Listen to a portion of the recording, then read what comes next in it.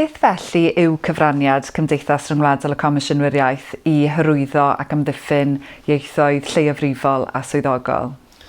Wel, gadewch i mi dechrau gyda moral sefydliadol, bobl fel chi yn ymarferol, yn achos swyddfeydd Comisiynydd Iaith eiddfed fel Comisiynydd Iaith Canada,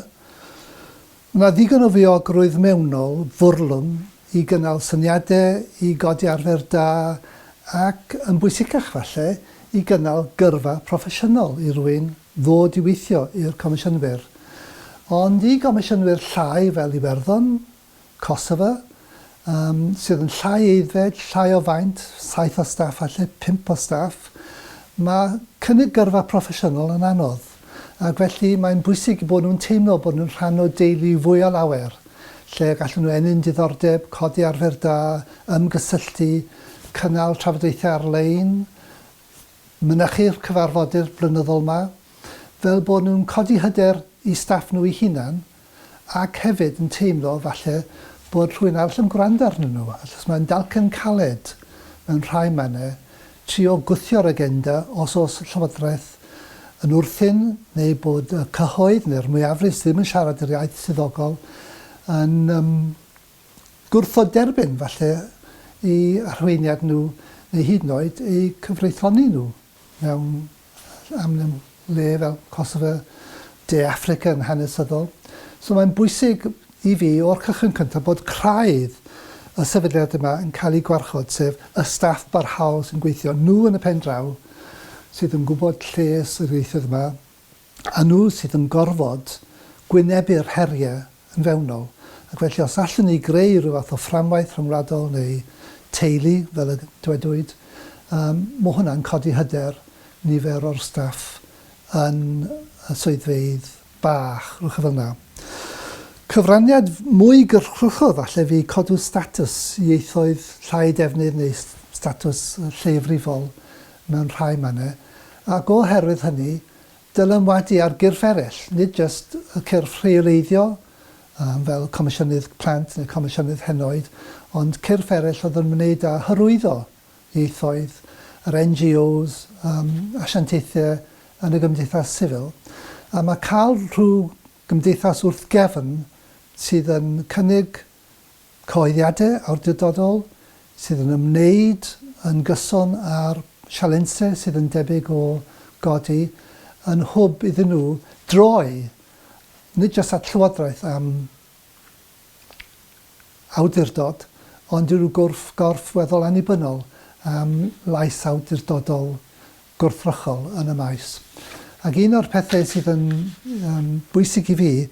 ydy'r syniad bod Comisiynydd Iaith yn cryfhau cyfreithlondeb y gwahanol asiantaethau yma sydd tu hwnt i'r eileiddio, yn bennau yn wneud y hyrwyddo falle, fel bod yna gyswllt rhwng hyrwyddo, diogelu a rheoleiddio, yn hytrach na gweld nhw fel elfennau gwbl annibynnol ar wahân. Mater arall ydy ba raddau mae'r Gymdeithas Sifil yn cymryd sylw bob tro o be mae'r Comisiynydd yn ei ddweud yn wahanol cyd-destunau, ond mae hwnna'n anorfod dwi'n credu, so dwi'n mynd poeni rhyw awr am hynny.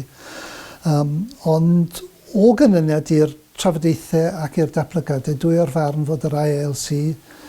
falle y datblygiad pwysica polisi iaith yn ystod y degawd diwetha. Am ddoi reswm, un, y potensial i wireddu datblygiad hawliau ieithyddol. Dwi heb ddigwydd ym mhob achos. Ond yr ail, bod yna gorff annibynnol yn rhydd o rhethreg ac ymyrraeth gwleidyddol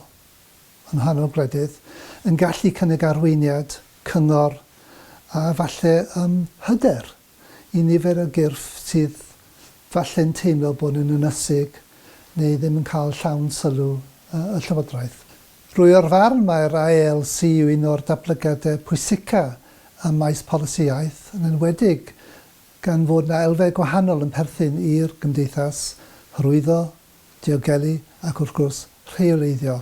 Ac un o'r pethau amlycau fi ydy bod yr elfennau gwahanol yma yn cyfrannu i'r holl faes, nid jyst i'r ochr rheoleiddio, ond i gyrff answyddogol, NGOs, cyrff asiantaethau cymdeithas sydd yn gallu gweld wrth gefn bod na awdurdod, arweiniad, cryfder a phrofiad